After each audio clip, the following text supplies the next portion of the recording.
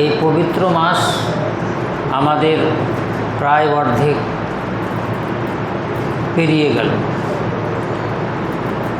দেখেন, আল্লাহ রব্বুল আলামিন আমাদের মরণের পরে পরে আমাদের নেকির দুয়ারটাকে বন্ধ করে দেবেন, এটা আমরা সকলেই জানি। হাদিসে এসেছে, ইজা মাতাল ইনসান ইনকাতা আনহু আমালুহু ইল্লা মিন সালাস। মানুষ যখনই মরে যায়, মরার পরে পরে তার আমলের দরজাগুলো বন্ধ হয়ে যায়, কিন্তু 3টি দুয়ার খোলা থাকে। আপনি ভাবতে পারেন যে সামান্য একটুকু যদি আমরা পরিশ্রম করি, তো ওই 3টি দুয়ারের মধ্যে একটি দুয়ার আমার জন্য আপনার জন্য খোলা হবে। তার মধ্যে একটা হচ্ছে কি, আও ইলমিন ইয়ানতাফাউ বিহি, ওয়ালাদুন সালেহুনও আছে। আপনার নেক সন্তান হলে পরে আপনার জন্য দোয়া করবে, ওই নেকি আপনি পেতে থাকবেন। আর একটা হচ্ছে এমন জ্ঞান, যে জ্ঞানের দ্বারায় উপকার পাবে অন্যান্যরা। অতএব আপনাকে এখানে নিতে হবে কি, আপনাকে তাবলীগ করতে হবে।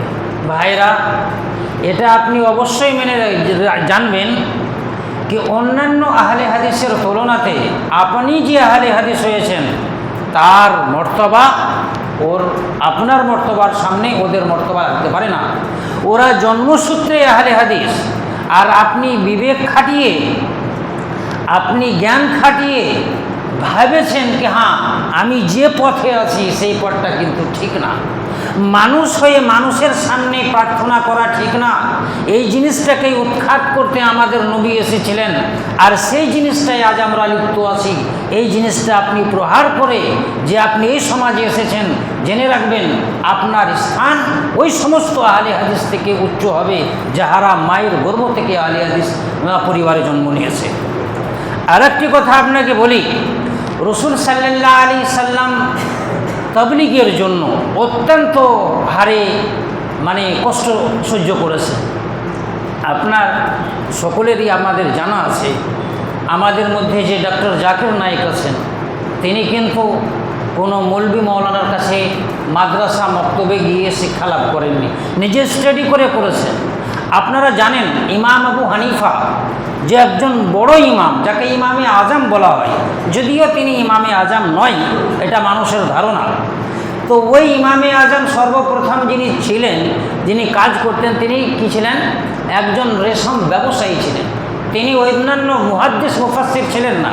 হ্যাঁ, জ্ঞান খাটিয়েছেন, উচ্চ স্থান লাভ করেছেন, লোক তাকে মান্য করেছে। আপনাকেও এরকম হতে হবে। আপনি শুনেছেন ইমাম আলবানির ব্যাপারে, একজন ঘড়ির মেকানিক ছিলেন তিনি, কিন্তু হ্যাঁ লেখাপড়া করে সাধনা করে সেই স্থানে হয়েছে। তো আপনাদেরকেও বলবো কি ভাইরা, আমরা এখানে এসেছি, শুধু একা এলে হবে না। আমাদের প্রত্যেকের কর্তব্য হবে আমাদের বাড়ির লোককে, আমাদের বন্ধু বান্ধবকে যেখানে আমরা বসবো, আমাদের সঙ্গীরা যখন বসবে, তখন তার সামনে আপনি আপনার মতাদর্শকে তুলে ধরেন। আপনি বলেন কি আমরা যে কাজ করছি, এই 20 রাকাত নামাজ পড়ছি, একেবারে 5G স্পিড। বলা হয়েছে আমাদের সমাজে আমরা কথাই বলি, আছে গরু বহিনা হাল, তার দুঃখ সর্বকাল। গরু থাকতে যদি আপনার চাষাবাদ না হয়, তো তার মতো আর দুঃখ কিছু নেই। আপনি তারাবি পড়ে যদি এর ফল না পান, তাহলে পরে এর দুঃখ আর কিছু নেই। অতএব আপনি নামাজ পড়ুন, 2 রাকাতই নামাজ পড়ুন, কিন্তু ভালোভাবে অন্তরকে পরিষ্কার করে, শুধুমাত্র আল্লাহর জন্য তাদিরে আরকান করে, যেভাবে রুকু করা দরকার, যেভাবে সিজদা করা দরকার, যেভাবে কিরাত করা দরকার, সেভাবে আপনি করুন। ভাইরা, এটা জেনে রাখবেন, এই পথের জন্য যখন পথে নেমেছেন, যখন আপনি, আপনার শত্রু হবে।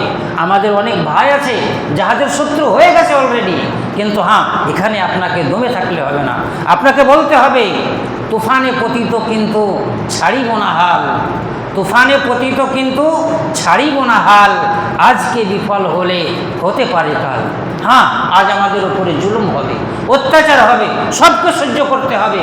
আর এই জিনিসই যখন আমরা সহ্য করে নেব, আল্লাহ রাব্বুল আলামিনের দরবারে আমাদের ওই রেজিস্টার খোলাই থাকবে।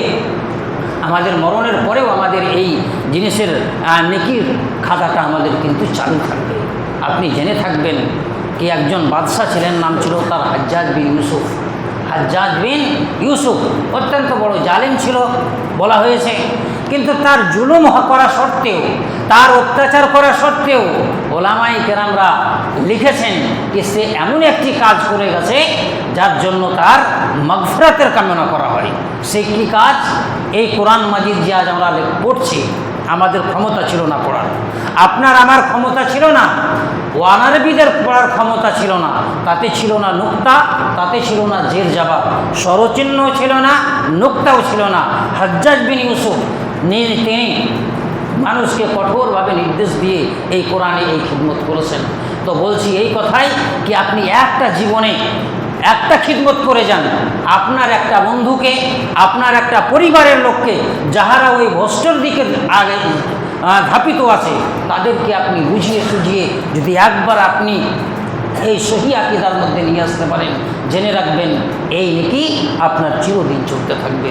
যাক, সমস্ত ভাইকে বলবো কি আপনারাও চেষ্টা করেন, আপনি হাটে ঘাটে থাকেন, বৈঠকে বসেন, বন্ধুবান্ধবের সঙ্গে বসেন, আর এই কাজগুলো, এই মতাদর্শগুলো তুলে ধরেন কি আমরা কি করছি।